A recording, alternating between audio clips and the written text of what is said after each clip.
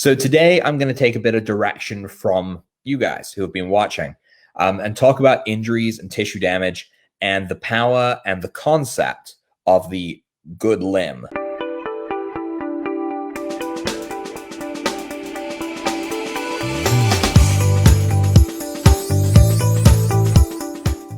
So we'll talk about what it is, when to treat, and how to do it. First, though, we have to understand the concept of point of pain. Many of you may understand this already, so if you do, no worries, but I'm going to run through it really quickly. Remember, these trainings are condensed, so nice under 10-minute training here. So while teaching point of pain, people understand the reasoning, right? So it hurts here, so you apply treatment, you get relief. It's a simple equation. Pain plus location equals anti-inflammatory treatment. So in that case, you know that your elbow hurts here. So you take your device, you place it on it, and you treat to remove inflammation. Now, there's nothing wrong with that at all. And very often in doing that, the pain's going to subside, the body's going to begin to heal. But what happens if the pain is chronic? What if every single day the pain returns over and over and over again, right? Then the good limb becomes evident. So in that case, we end up having to treat the good limb to break the cycle. So let's look quickly at the relationship between brain and limb, okay? So we've talked about this many, many times before. Our brains are addicts. Their obsession, pain. They're obsessed because they want results. And when we can give them results, the pain subsides, right? The brain is sending you those pain signals because it wants you to deal with the problem. It's not doing it because it hates you. It wants you to deal with a problem that's there. So when you take pills, when you use whatever it is you use to just cover up the pain, you're not stopping the brain's obsession with pain at all. You're blocking it out. And so its response is, all right, Rob, you're going to block me out. Let's amp it up a level. And so the pain keeps getting worse and worse. And then the methods you're using stop working. And then the pain is extreme. So this is the problem. But what if the signal of pain becomes so skewed that pain becomes the norm, right? This is like a routine becoming a habit. So the brain gets used to producing these signals. It brings it back over and over again.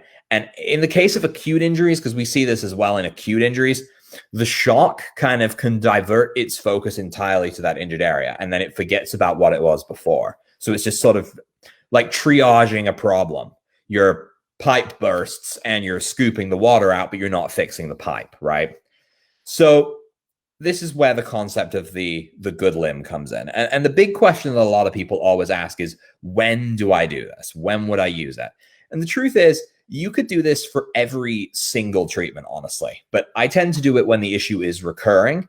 So let's say that I've treated my elbow pain several times. And every time, either it's not going away at all, so the pain is staying where it is, or the results are there, or they were apparent. My pain is going away for 2, 3, 4 hours, and then it's coming back, and it just ramps back up to its normal spot. So it's not sticking, so to speak. So when the injury is acute, of course, meaning fresh, such as a broken limb or a twisted ankle, we will also want to do it because we need to be able to kind of pivot the brain to focus on what should be going on in that situation.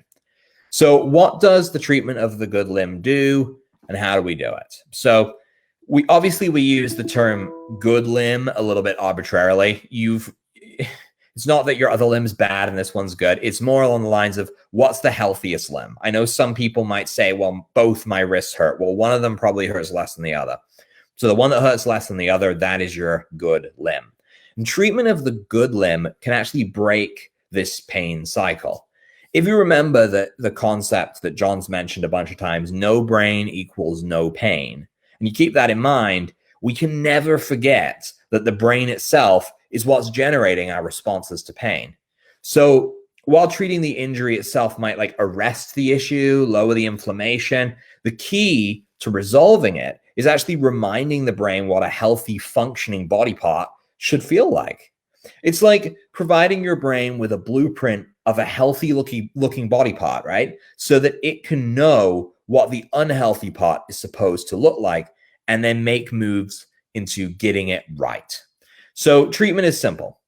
Whatever you were going to do to the injured limb, you do the same thing to the good limb. This way, the brain can make a connection between both sides, and it can begin to form a comparison and a memory for what you want it to perceive. So this means that, let's say you broke this finger here, right here, the pinky finger, and your response was to treat for 10 minutes with blue stimulate in your Genesis device, and then maybe 10 minutes with acute or with 121, or just 10 minutes of Sanacycle. Then you would first apply that same treatment to the left pinky finger that you didn't break, and then you would move to the right.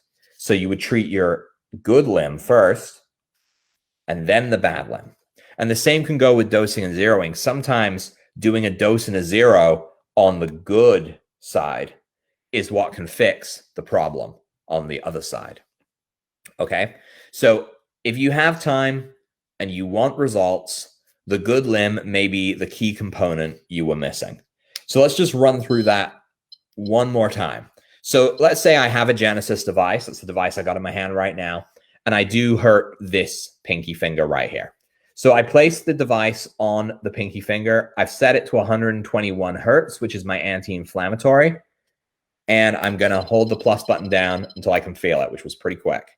Okay, so then I'm going to be feeling the anti-inflammatory frequencies going into my finger.